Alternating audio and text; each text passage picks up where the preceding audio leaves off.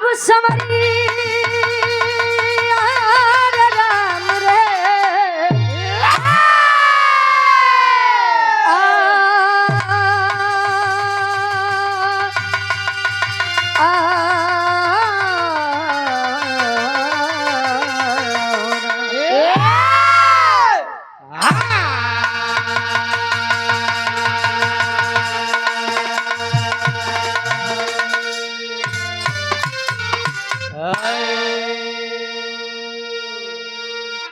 लिखने वाले की कारीगरी है।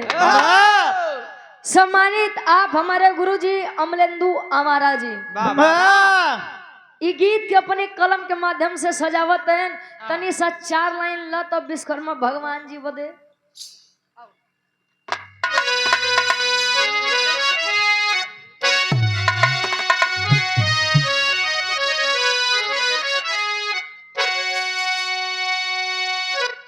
अरे चक्र सुदर्शन त्रिशूल वज विश्वकर्मा जी जिसको है खुद ही बनाए। अरे तो पुष्पक विमान की रचना किए रावण भी जिसको हवा में उड़ाए। अरे कर्ण का कुंडल दधीची की हड्डी से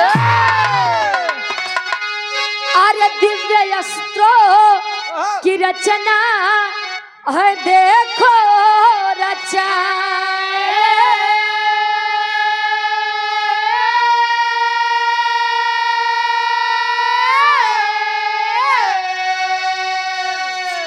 विश्वकर्मा भगवान दुनिया के पहले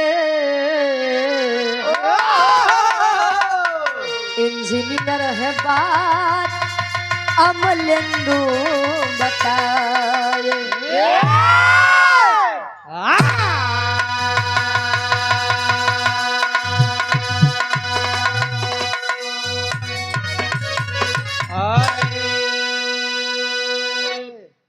विश्वकर्मा जी इनहू के बाद गुरुजी सतयुग से चली, त्रेता से चली, द्वापर से चली। ठीक बा ठीक बा। कहे पुष्पक विमान की रचना किए रावण भी जिसको हवा में उड़ाए। बारे कारीगरी देखिए, वेद में भेद नहीं, भेद है विद्वानों में। जले ये सब घटना घटे तो नहीं आप गए नहीं हम गए। आने वाला जैसा कि अब सुनबे है ना कि कलयुग में लास्ट चरण जब पहुंचे तले आयु 15 से 16 वर्ष रही और लंबाई केवल 12 इंच। जब 12 इंच के इंसान होंगे तो जाहिर से बात बा उमनिए कि कहो पहले के समय में केहू ऐसा न चीज उड़ा सकत है। हवाई जहाज जेके कहते हैं कि ओपर कोनो कुछ लगबे न करे, वो हवा में उड़े। आने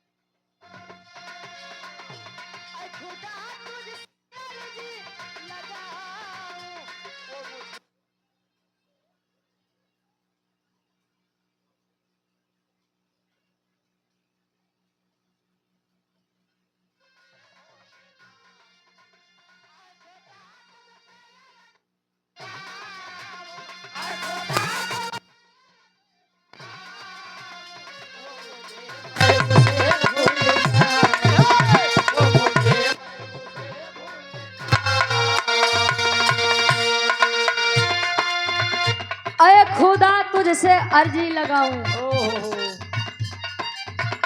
वो मुझे मैं उसे भूल जाऊं। लेकिन कवि जी लिखत है विश्वकर्मा जी बदे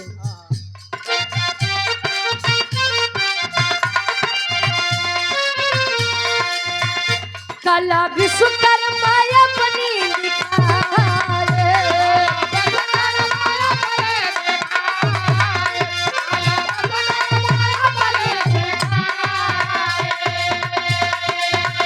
कला विश्वकर्मा अपनी दिखाए, अस्त्र शस्त्र ले वस्तु बनाए, अस्त्र शस्त्र ले वस्तु बनाए, अस्त्र शस्त्र ले वस्तु बनाए,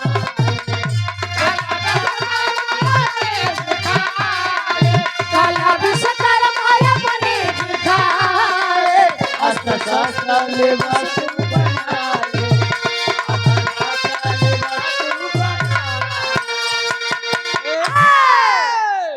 विश्वकर्मा अपनी दिखाए।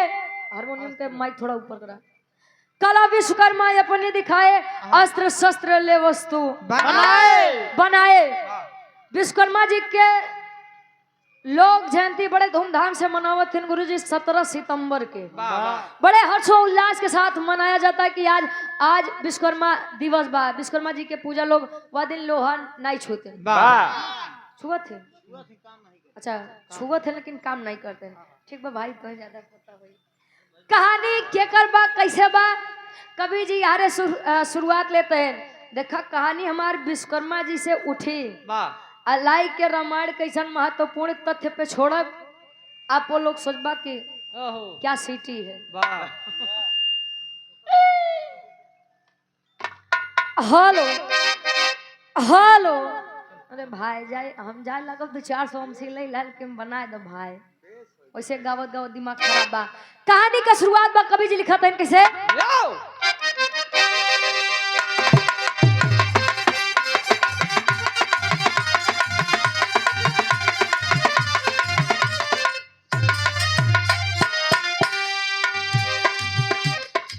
समय था ऐसा, समय था ऐसा सजा इंद्र के दरबार रहे। नृत्य घृताक्षी का सबके दिल में वार करे।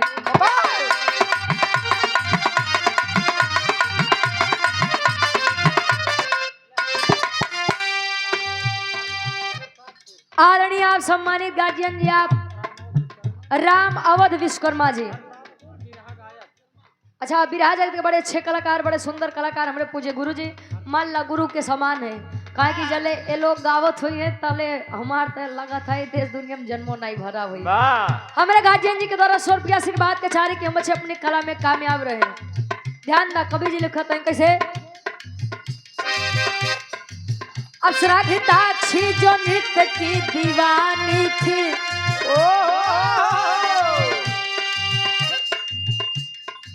अप्सरा घृताक्षी जो नृत्य की दीवानी थी, उन्हीं की बेटी चित्रांगदा सयानी थी।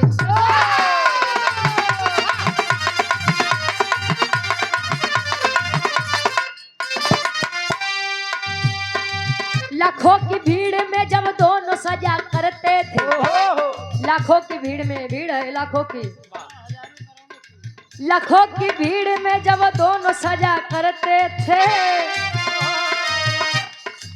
बस यही बात विश्वकर्मा बुरी लगते थे।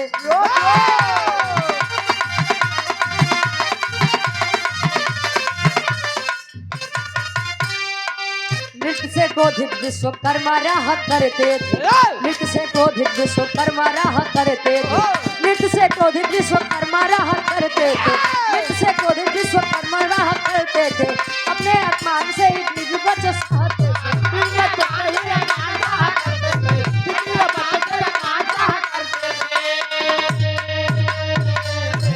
बीवी बच्चों से अपमान सहा करते थे। विश्वकर्मा जी की एक पत्नी जिनका नाम बताया गया घृताक्षी। अच्छा एक बात रहे गुरु जी की, पहले के देवी देवता हो चाहे अब पहले के राजा हो 2-3 रानी रखे। और आज के समय आदरणीय आप सम्मानित बड़े भाई आप हरिनाथ यादव जी, काढ़ापुर सुल्तानपुर की 5 सरजमी से गार्जियन जी के द्वारा 500 रुपया आशीर्वाद के चाह रही कि हम बच्चे अपनी कला में कामयाब रहे। क्या करे यार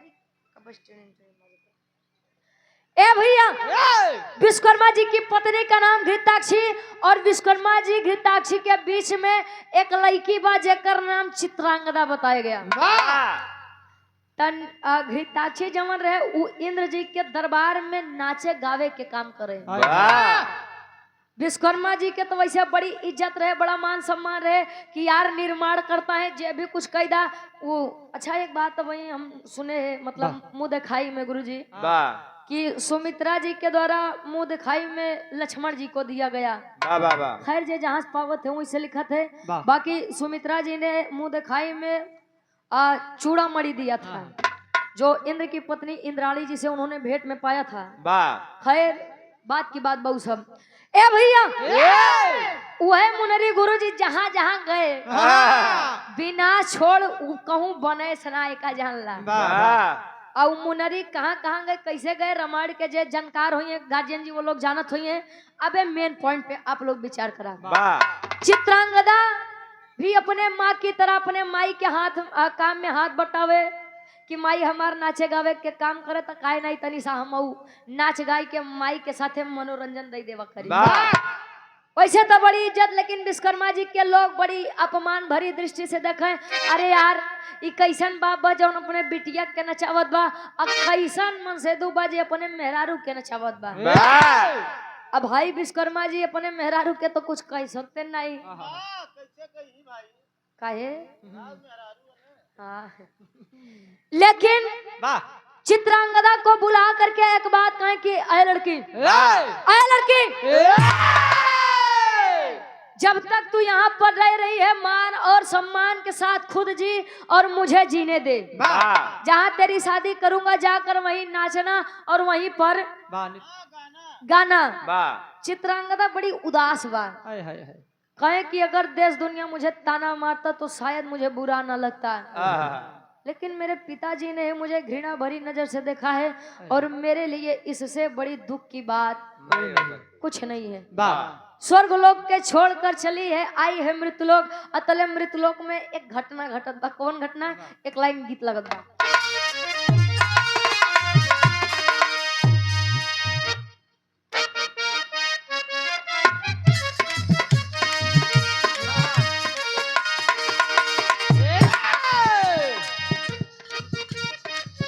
गीत मार्केट में बड़ी वायरल रहे। कोनो लड़का अपने दुल्ही से कहे हई सेंट गमकौआ हमारे खातिर,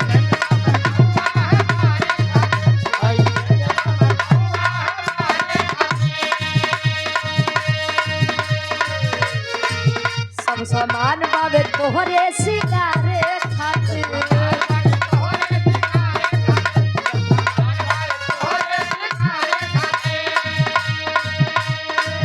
हई सेंट गमकौआ हमारे खातिर, सब सामान बावे तोहरे सिंगारे खातिर। ताले दुल्ही नखरा देखावे कहे टिकुली लैला कजरा लैला झुमका हाई फाई, कजरा हाई फाई।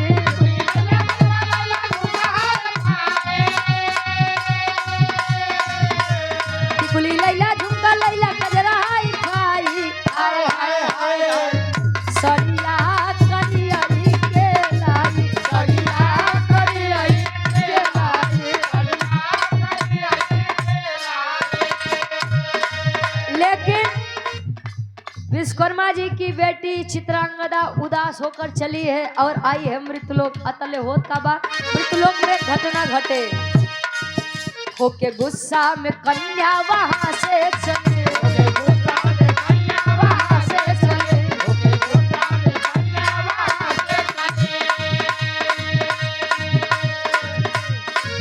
घटी लोकवा में आई कचनार कली, कचनार कली।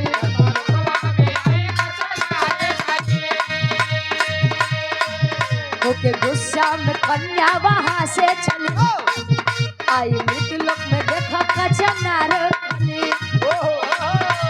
भटके इधर उधर काहे कि किधर जाई,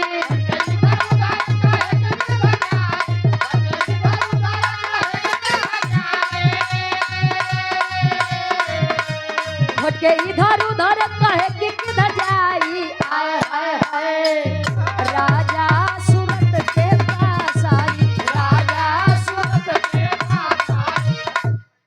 कहे हो के गुस्सा में कन्या वहां से चली आई, धरती लोकवा में देखा कचनार कली, भटके इधर उधर कहे कि किधर जाई, और राजा सूरत के पास आई। मृतलोक में एक राजा थे जिनका नाम राजा सूरत बताया गया।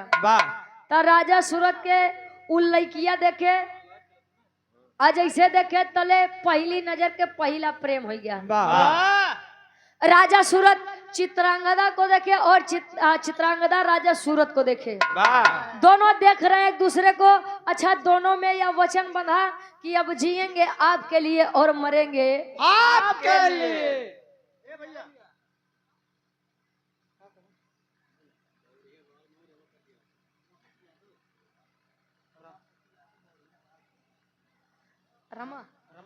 आदरणीय सम्मानित गार्जियन जी, आप रमापति यादव जी,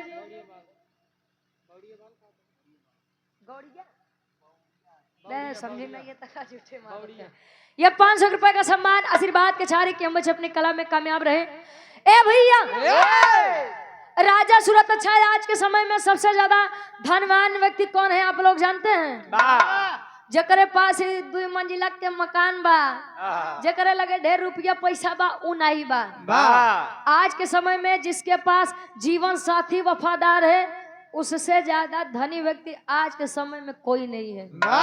नहीं तो तू केतनो कमाबा, दुलही तोहार तो नीला ड्रम में भरे चक्कर में रही, का करबा का गुरु जी? देखा था कितना तो बेचारे ऐसे नहीं ठहरता है, देखी दुल्ही मिले कि नहीं मिले कि या जन्म में। ए भैया, अच्छा राजा सूरत और चित्रांगदा में प्रेम हुआ। अच्छा, धीरे धीरे समय बीता तो ले चित्रांगदा कहे स्वामी अब मैं जाऊंगी और जा करके आपके और हमारे बारे में मैं अपने पिता विश्वकर्मा जी को बताऊंगी। ठीक है, जाइए। लड़किया आवत बा, तले विश्वकर्मा जी अपने बिटिया चित्रांगदा बदे स्वयंवर रचत है। स्वयंवर का मतलब यह होता है कि जो स्वयं की इच्छा से चुना जाए। वो कहा के रहे कि स्वयंवर रचत है, बाकी उस शर्त रहे वो राजा के, और जे शर्त उ जीते तले वही दुल्ही पाए। जल स्वयंवर रचा खबर फैल गई तो जे बुढ़वा काका दादा हरे जैसे यहाँ हिल डोल नहीं पावत हाँ गुरुजी, और नहु लाठी डंडा लेके पहुंचत है। जे 80-85 साल के उन्होंने चलत है, 18 साल के कुंवारी लड़की मिली जाई तो लहान तो बैठिन जाई, हिलत का पत। अच्छा, सब पहुंचत है तले चित्रांगदा खुशी खुशी आओ बा और पूछत बा पिताजी मुझे आपसे कुछ बातें करनी है। कहे कि हाँ बेटी, मुझे भी तुझसे कुछ बातें करनी है। कवन बात? कहे कि देख तोरे बदे स्वयंवर रचती, अब ते अपने दुल्हा के घरे जाए और वहां नाच गाना करे। तले लड़किया देखा कहे स्वयंवर हमारे बदे, ता हमार जिगर का एक टुकड़ा तू ही तो तोरे न बदे रखब ना। तले लड़की खड़ी हो गई, कहे पिताजी आपका दिमाग खराब है, पागल हो गए हैं आप। अरे आप होते कौन है बिना मुझसे पूछे मेरी शादी को तय करने वाले? भाई सभा लगी है और एक बेटी अपने पिता का अपमान करे, तले विश्वकर्मा जी गुस्सियाए गए।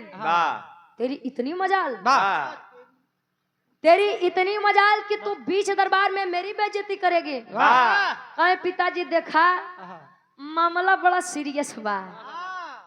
कैसे? कहे कि मैं मृतलोक के राजा सूरत से प्रेम करती हूँ और उन्हीं से शादी करना चाहती हूँ। कहे प्रेम विवाह कर बीते, इतनी तोर मजाल, प्रेम विवाह करेगी? कले विश्वकर्मा जी श्राप सुनावत हैं कि ऐ लड़की, जिस लड़के के लिए तूने मेरी बनी बनाई इज्जत इस सभा में खराब की है, मैं तुझे श्राप देता हूं कि अगर तूने मेरी मर्जी के खिलाफ उससे शादी करी तो जैसे ही वो तेरी मांग में सिंदूर डालेगा वैसे ही वह लड़का इस दुनिया को अलविदा कह जाएगा। यानी सुहागन होते ही तू विधवा हो जाएगी। अजले इतनी बतिया चित्रांगदा सुने तले करत का तेरी के भाव बा।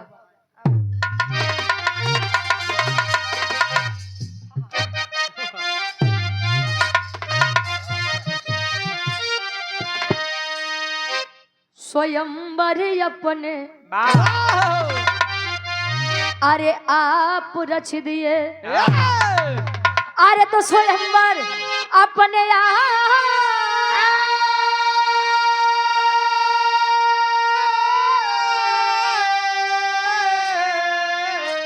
अरे तो स्वयंवर अपने आप रच दिए, दुआ तो दिए नहीं बदले में मिला सदा।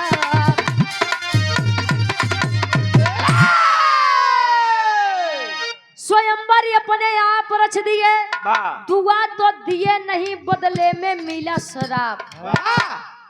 चली है चित्रांगदा, मन विचलित है, मन व्याकुल है कि अरे यार मेरे सामने कौन सी है घड़ी आकर खड़ी है जहां मैं अपने प्रेम के पास जा नहीं सकती और मैं अपने प्रेम के बिना रह भी नहीं सकती।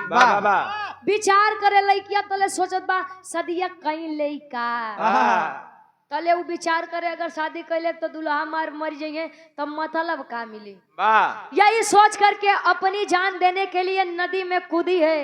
पानी का बहाव ज्यादा है, अच्छा पानी से बहते बहते पहुंची है एक मुनि की कुटिया पर जिनका नाम ऋतिक ध्वज मुनि बताया गया। ऋतिक ध्वज मुनि के पास पहुंची है लड़की मूर्छित होकर के तले अपने दो चार चेलन के आदेश देते हैं कि लइकवा रे तनी उ लइकिया के लइके आओ, लइकिया के लइके आओ तो अच्छा होश में लाओ थे। तले लइकिया से ऋतिक ध्वज पूछे कि आखिर बात क्या है। तले चित्रांगदा बतावे कैसे चौक के भाबा कवि जी का कहारा से लिखत है। और आप सम्मानित गार्जियन जी श्री विजय बहादुर यादव जी प्रधान जी तिसौली से, और आप श्री विनय Kumar Yadav ji loco pilot railway, Digvijay Yadav Dulhe Badshah जी दरोगा जी, फरमाइश बलम के बांगुड़ बबेलनवा भला जेकर पिराय हुए जा नहीं। ये 500 रुपया आशीर्वाद का चाह रही कि हम बच्चे अपनी कला में कामयाब रहे। देखा काका दादा हरिंग का समाज याद ज्यादा बा जल एक बिरहा सुनोबन आई तले वैसन हम बदनाम है कि धुनो इतना झम ढेर गाई थी, लेकिन हमार दोस्त नहीं बा यूट्यूबर भैया लोग जैसी ज्यादा कमाइए वही गीत डलिए केतनो बिरहा गो बा बिरहा के ऊपर ध्यान नहीं देते आ डलबो करे तो चलबो नहीं करे तो का मतलब बना। अब ए भैया का कहारा के भाव में कवि जी लिखा तेनु चित्रांगदा बतावत बा ऋतिक ध्वज मुनि से का से शुरुआत होत बा। अब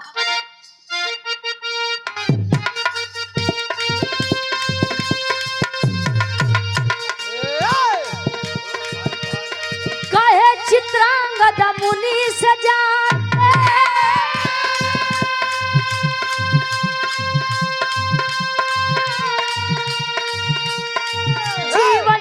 स्वीकार नहीं,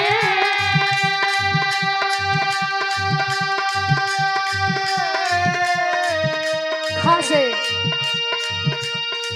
खुद की मर्जी से शादी कर लूं,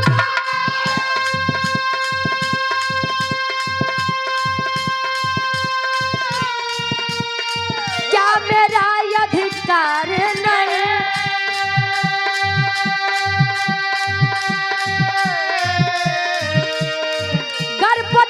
के पास में जाके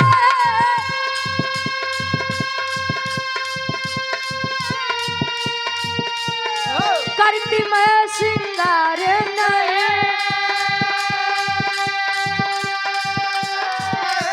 घृणा हुई है अब जीवन से, घृणा हुई है अब जीवन से, मर जाना बेकार नहीं।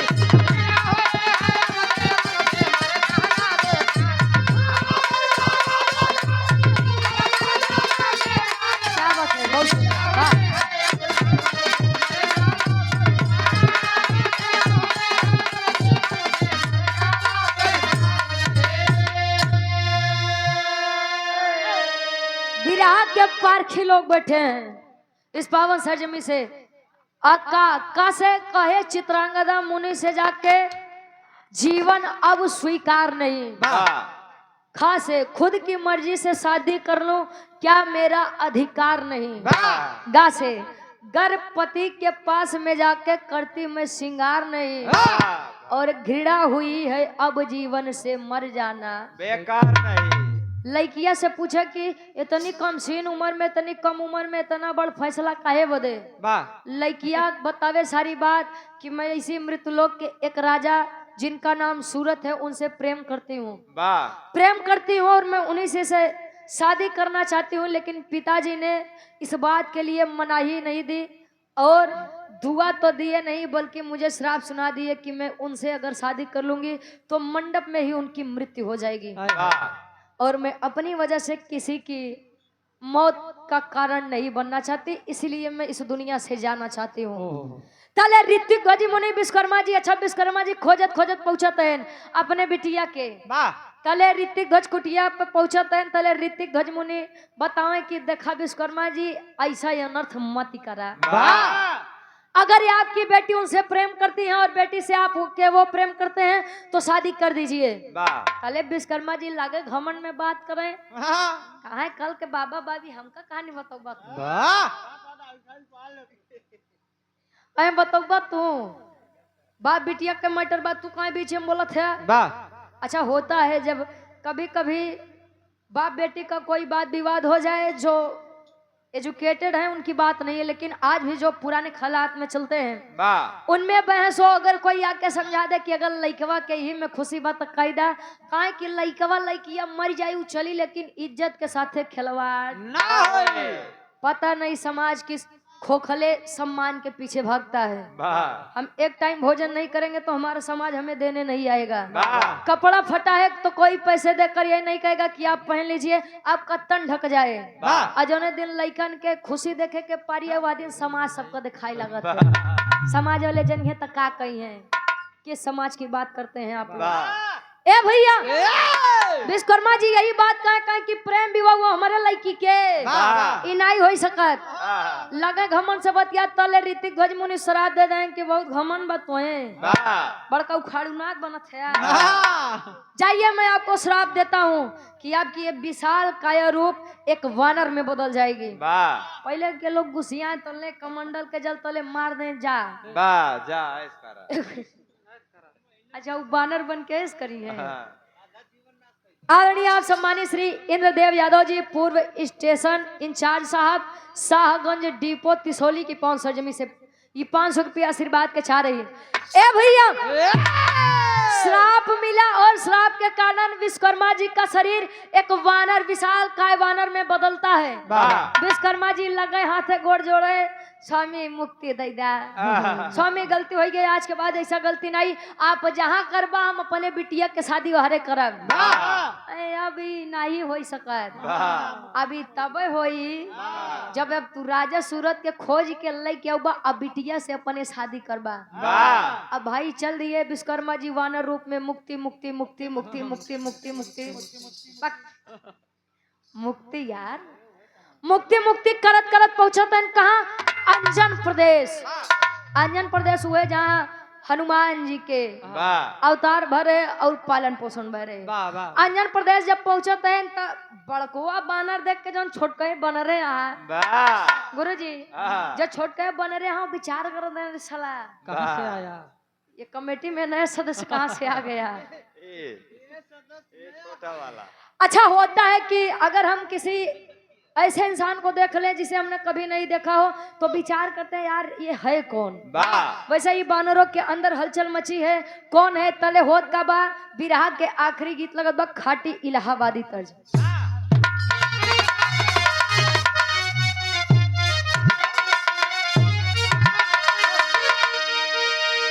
आए हाय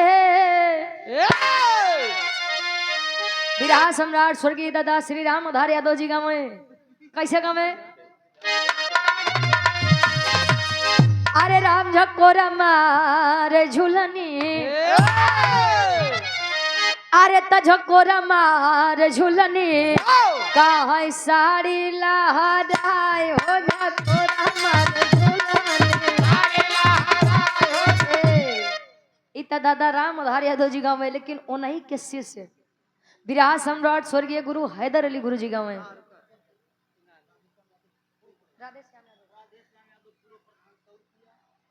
राधे श्याम यादव जी पूर्व प्रधान साहब 100 रुपया।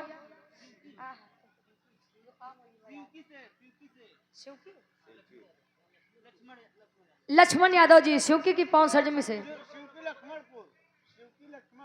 शिवकी लक्ष्मणपुर। तो ये उल्टा सीधा सुनो तो हम कहा ये 200 रुपया आशीर्वाद के चारे कि हम बच्चे अपनी कला में कामयाब रहे। ये होता था प्रेम और ये है गुरु और शिष्य का प्रेम। दादा राम आधार यादव जी हिंदू धर्म से, लेकिन बिहार सम्राट स्वर्गीय गुरु हैदर अली गुरु जी और मुसलमान से। मुसलमान मजहब था, उनका धर्म था, लेकिन बाहर आज भी दुनिया अगर राम आधार यादव जी का नाम लेती है तो उनके साथ हैदर अली गुरु जी का भी नाम लेती है। हैदर अली गुरु जी एक कैसेट निकाले रहे रतौंदिया जीजा ओ मगाए रहे कैसे आए हाय अरे राम घुसुरी गवा बरधा अरे घुसुरी गवा बरधा कहाँ सारी यही मजारी घुसुरी गवा बरधा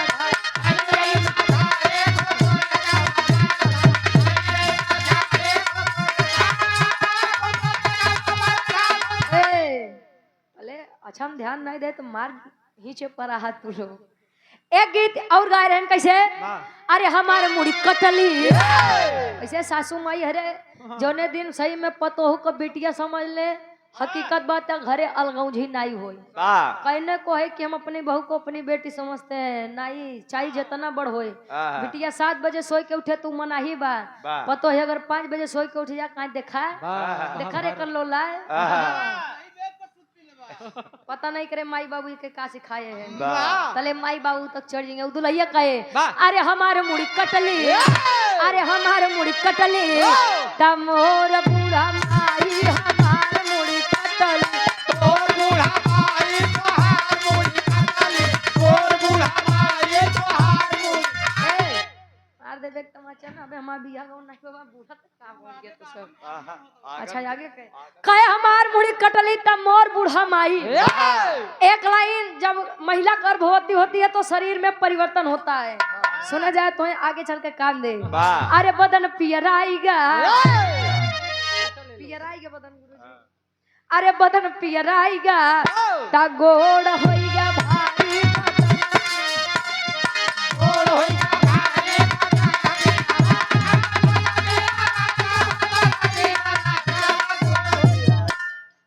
एक लाइन हमारी गीत बड़ा मन पसंदीदार बा अरे घुमा के गोरी मरलू दादा राम कैलाश यादव जी गाते रहे कहे तेरी मेरी आंख लड़ी लोगों ने बदनाम किया कहे दुनिया के बक्का दे हम तू अपन काम किया क्या बात है केहू केहू कहे ला उमरिया के दोष बा कहीं के गए सूरदासी सब नजरिया के दोष बा मस्तनी सा नजर घुमाई दे जानला बर्बादी के कारण चालू बा अरे घुमा के गोरी मरलू आई नया नवई से बाहर घुमा के गोरी मरलू। सुभाष चंद्र यादव जी कोतवाल जिला मऊ से गार्जियन जी के द्वारा 500 रुपया आशीर्वाद के चारी कि हम बच्चे अपने कला में कामयाब रहे। नहीं मऊ तिसौली दोनों लिखा बना ऐसे हम कंफ्यूज है महाराज। 500 रुपया आशीर्वाद के चारे कि हम बच्चे अपनी कला में कामयाब रहे। कहे घुमा के गोरी मरलू नयनवई से बान रे गुरु जी तनी इनकर लोग के वाली हो जाए। हाँ कैसे अरे टंगिए में टंगिया ए बाबू टंगिए में टंगिया फसवाली हो ननदी भौजिया टंगिए में टंगिया फसवाली हो ननदी भौजिया कहे टंगिए में टंगिया फसवाली रे ननदी भौजिया तो कहे ऊपर ऐसे डाल के हिलवाली हो ननदी भौजिया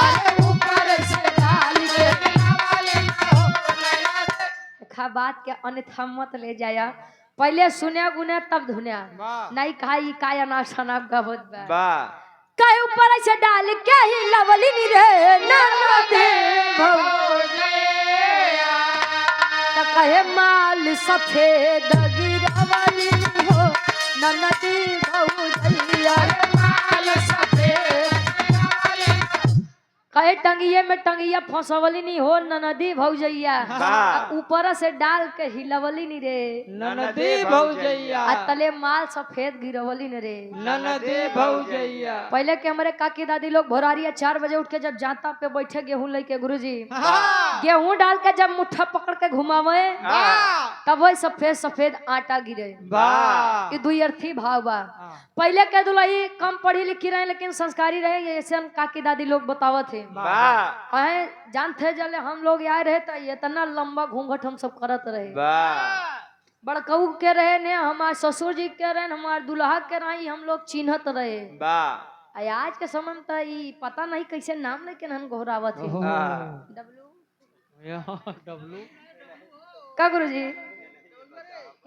ना ना अरे मतलब नाम ले पहले के दुल्ही लंबा घूंघट करे कहे बदे जाना था उनका दांत बड़े बड़े होते हैं। वाह जब तू देखा जाता है पहले के दुल्ही मांग भर के सिंदूर लगावे ऐसे कि हमारे दुल्हा के आयु लंबी हो। आज के दुल्ही फैशन में तनी सा टिकली है कहे बदे जाना था ये जल्दी बड़ा दूसरे जाई जब तहार वाली कितना लगा इनका बेलचस लगावत है। अच्छा तले 150 प्लस है अरे पागल हा का ये देखा था 110 बड़ी सब्जी जाते हैं कैसे मान लीजिए सवै और आप सम्मानित गार्जियन जी आप दूल्हे बासा जी की आप बुआ जी और धर्म के हमारी भी बुआ जी ये 200 रुपया आशीर्वाद के चाह रही बुआ के अगर बुआ के गोड़ छू के पहली बार तले फूफो के हमार नमस्ते प्रणाम बोल दिया नहीं गुफा में काहे ओलियान हुई है हो अबे कुछ समझत हुई है जाना था ससुरारी में फूफा रेन का मिजाज बड़ा अलग अब कवि जी लिखा था भाव में अंजन प्रदेश के जितना कुल बानर है वो बड़काई बानर यानी विश्वकर्मा रूपी बानर का देख के सोचा था इनका सोचा है आए हाय अरे कहाँ से आया बनरा अरे कहाँ से आया बनरा मोर नगरी में कहाँ से आया बनरा मोर नगरी में कहाँ से आया बनरा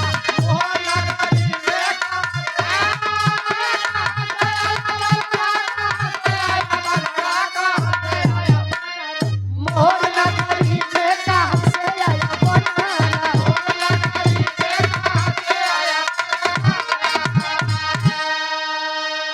कहाँ से आया बनरा मोर नगरी में लोग विचार करते हैं यानी बानर कुल विचार करते हैं तले हनुमान जी आए ओहो विश्वकर्मा जी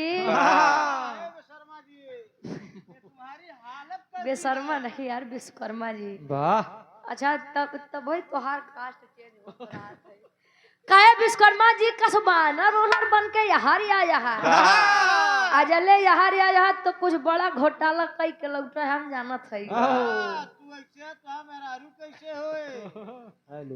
अच्छा तो सबके मेहरारू के लोड तोहरे ऊपर बा अच्छा विश्वकर्मा जी के देख के अंजन प्रदेश से चल दिए हनुमान जी पवन पुत्र उड़ चले कहा उस स्वर्ग लोक में पहुंचते हैं तो घृताक्षी मारे अपन नृत्य पे नृत्य दिखावे लगाई नाचे कैसे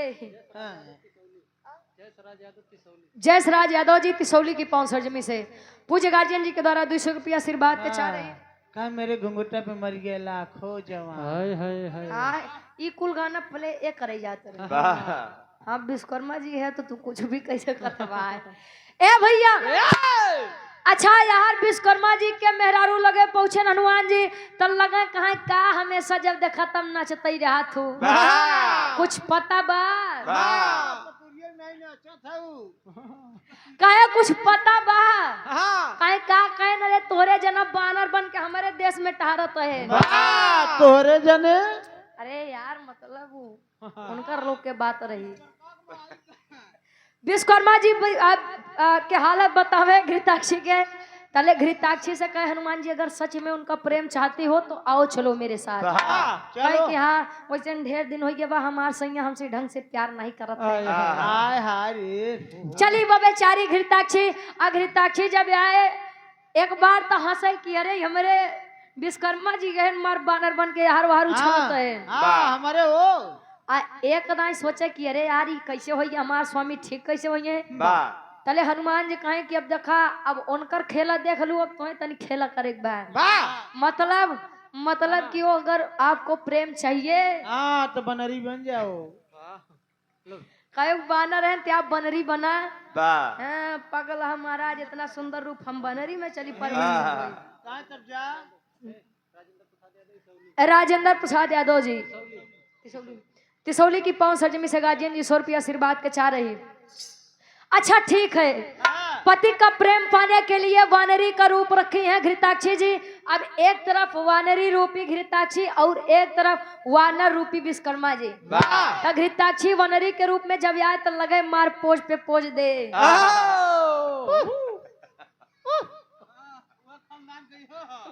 हाँ, इनका नाम डब्लू विश्वकर्मा बाटे। हाँ तले बताओ तेन अपन वाली। अच्छा यार घृताक्षी मार पोज पर पोज मारे तले विश्वकर्मा जी भुलाई गए कि यहाँ हम कौने कामे बदे आए हैं। काम तो कर ही रहा है कि राजा सूरत के खोजे, राजा सूरत के खोज के अपन विशाल रूप वापस ले। अब ओका बानरी रूप घृताक्षी देख कर लगे लार छुआ हुए काहे मुक्ति सुक्ति के भाड़ में। पहले आगे वाला काम देखी गए वानरी रूपी घृताक्षी लगे कहा तनका कहे अंतरक के अंताल में कवि जी लिखत है।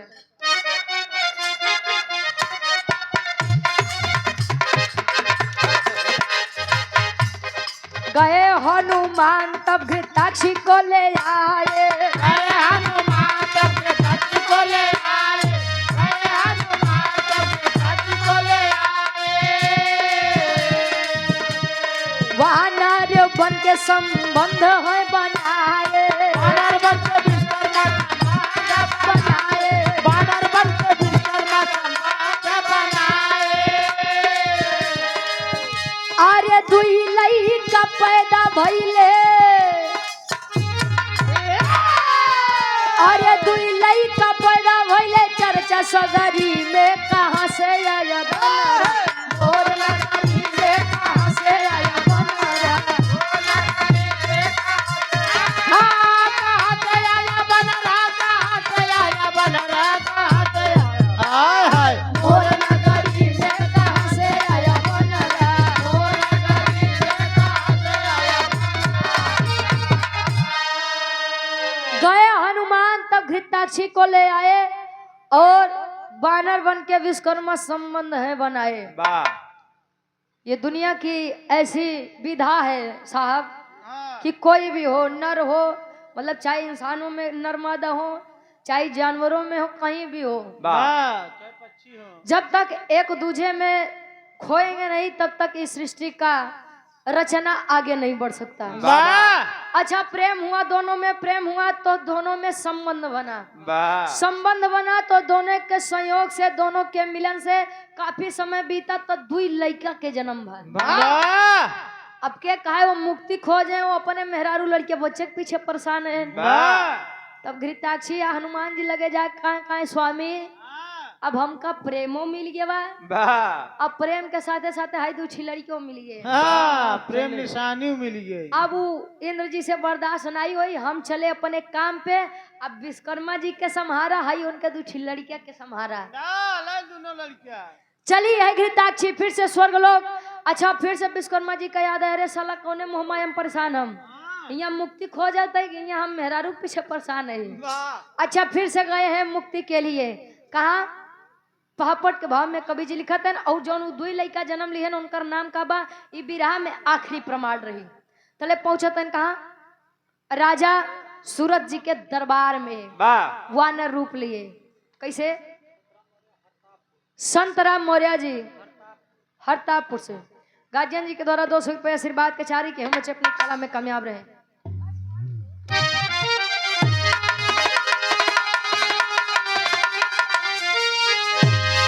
अरे कहे मुनि तू करा दा कन्यादान मान ना जाए दे, अरे कहे मुनि जी करा दा कन्यादान मान ना जाए दे, तो नाही साहबा दुनिया में अपमान मान ना जाए दे, साहबा दुनिया में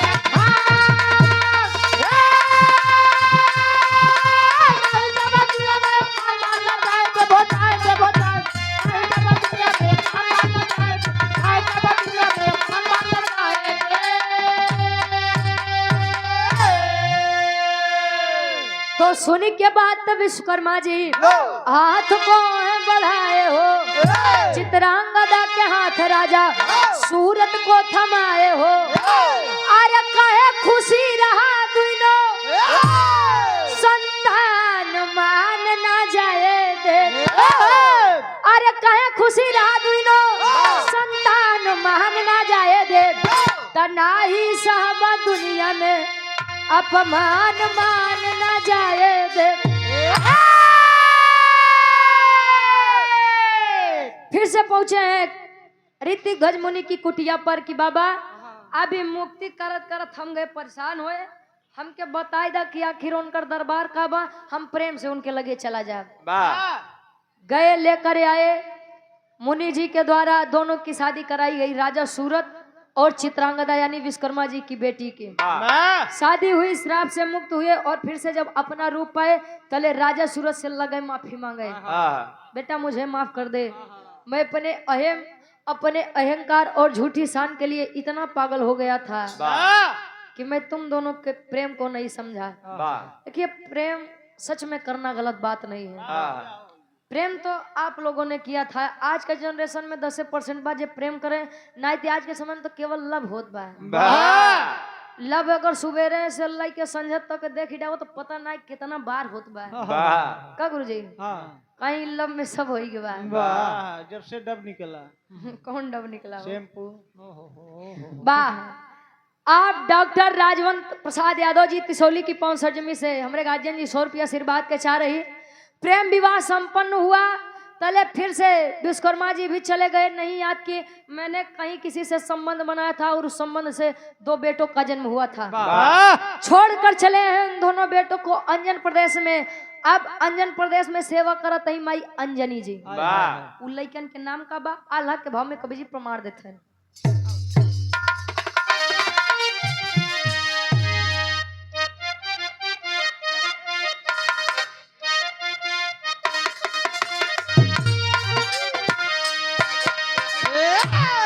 अरे वान रूपवा में भगवान, वान रूपवा में विश्व कैले मन मानी बाबू, वान रूपवा में कैले विश्व मन मानी बाबू, वान रूपवा में कैले विश्व मन मानी बाबू। हिताची गुजरिया से संबंध बना, हिताची गुजरिया से संबंध बना।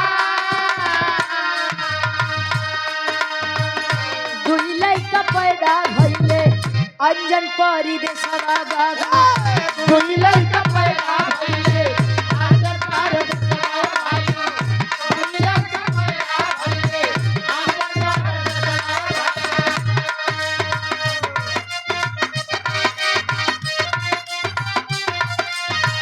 नल नील जे कर नाम पड़ी जा, नल नील नाम पड़ी जा।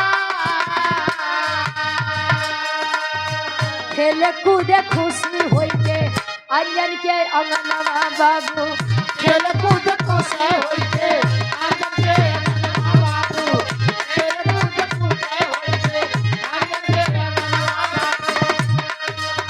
माई अंजनी लेहली गोदी में उठा, माई अंजनी लेहली गोदी में उठा।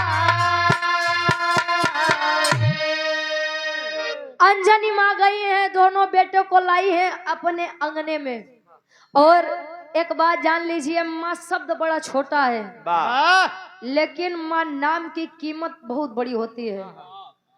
शायद समुद्र की भी तुलना माँ के नाम की गहराई के साथ नहीं की जा सकती। लोग कहते हैं कि माई के जियरा गाई के, पुतवा के जियरा कसाई के, बाबू जियरा साढ़े के। बारे बाबू बार बार गोड़ लागी। हाँ वैसे बड़ा बढ़िया बतौबो करत ही ना। ए भैया माँ लेकर आई है, धीरे धीरे बच्चे बड़े हुए और उन बच्चों का नाम नल और नील रखा गया। नल नील की अहम भूमिका कहाँ पर थी? राज द तू मते जाना। जब पुल बनहात रहा। अच्छा जान गया का? अरे वो हमारी असर बता। अरे हमारा लड़कियां हैं। नल नील नाम बड़ा अच्छा ये होता है साहब कि कभी कभी बदुआ भी हमारे लिए आशीर्वाद बन जाती है। मतलब कहा जाए साफ शब्दों में कभी कभी श्राप हमारे लिए वरदान बन जाता है। वरदान कैसे बना था? दशरथ जी को कोई संतान नहीं थी। जब श्रवण कुमार को उन्होंने गलती से बाण मारा था गुरुजी, खैर उसके भी पीछे बहुत बड़ा भेद है। बाण उन्होंने जब मारा था तो उनको श्राप मिला कि राजन जैसे हम अपने पुत्र के वियोग में मर रहे हैं वैसे आप भी अपना दम तोड़ेंगे। राजा दशरथ बड़ा प्रसन्न भैन हमारे लड़के नहीं आता हम मरब कहाँ से। वही श्राप उनके लिए वरदान हुआ। एक नहीं 4 लड़का घरे जन्म लिए। उनका रखी बिटियो रही शांता, लेकिन वो उन्हीं के गर्भ से जन्म लिए रही। बात के बाद आदरणीय आप राम अजब यादव जी। ए बा क्या नाम है आपका?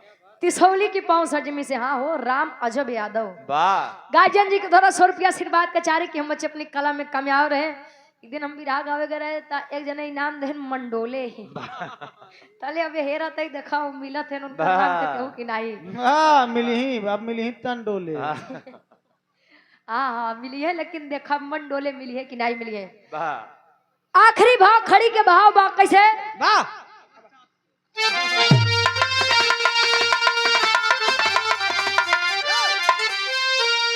अरे तो अंजनी से वे ललना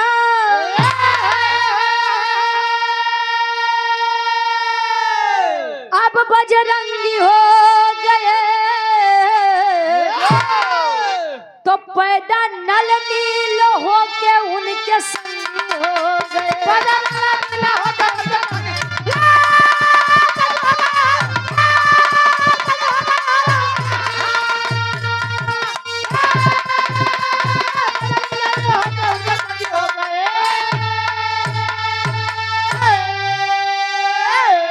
अरे महावीर लंका से खबर लेके आए हो तो नल नील समुद्र मार्ग है बनाए।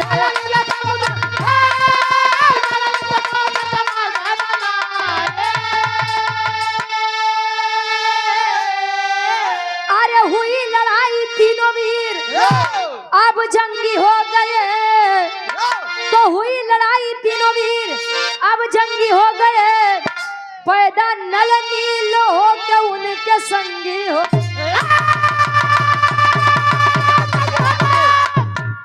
महावीर लंका से खबर लेके आए नल नील के बचपन में उजड़ता के कारण जैसे लड़का होते हैं तब कोनो बड़ा चंट होते हैं तो कोनो बड़ा सही होते हैं। तो उजड़ता के कारण उनको श्राप मिला था ऋषि मुनियों के द्वारा कि आप लोग कभी भी किसी भी भारी चीज को यदि पत्थर में डुबोएंगे तो वह नहीं डूबेगी। पानी में पत्थर आप कोई भी डुबोएंगे वह नहीं डूबेगा। और यही अभिशाप उनके लिए वरदान बन गया राम सेतु निर्माण में।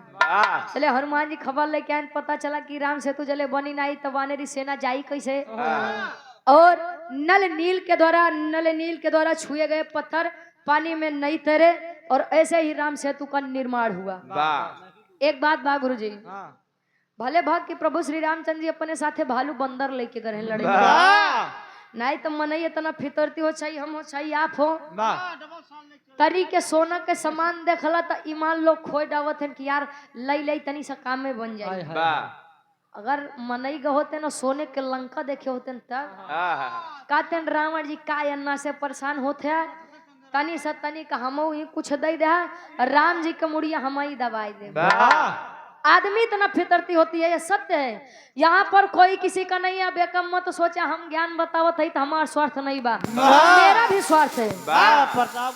हाँ बिल्कुल यार, पागल है का जो प्रतापगढ़ से यार इतनी दूर आओ। यहाँ पर भी मेरा भी स्वार्थ है और यहाँ पर बैठे सभी का किसी न किसी से स्वार्थ है। लोग जब इस संसार से जाते हैं और लोग उनके जाने के गम में रोते हैं तो इसीलिए रोते हैं कि अब माई नहीं है तो हमारे कमो कैसे चले। पहले बियाह करा अच्छा ठीक बा। और आप सम्मानित शिव स्वरूप यादव जी तिसौली की 500 जमी से 100 रुपया आशीर्वाद के चारी। अच्छा गुरु जी एक बात बा, पहले के समय में का गजब गजब नाम रखाई। अब देखला शिव स्वरूप यादव जी, राम अजब यादव जी, आई हमरे बाबू हमरे विश्वकर्मा बाबा हमरे एनकर लोग के नाम नामे रहे। और आज के समय में तो एक एक अक्षर के नाम बा। डब्लू यस बोसी छोट होई ना सकत तो होई कहां से। आखिरी में खानदान के परिचय बा।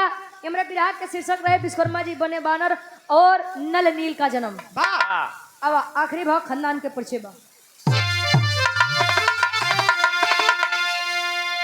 गुरु बिहारी गुरु गणेश गुरु रामलाल मुरबाद का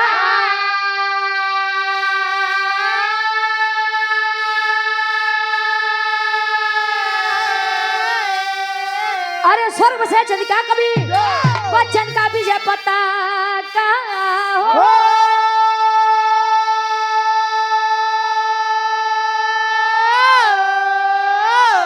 अरे तो स्वयंवर अपने आप रच दिए कावे रुचि अदो बरी का पानी ना। स्वयंवर अपने आप रच दिए कावे रुचि अदो बरी का पानी ना।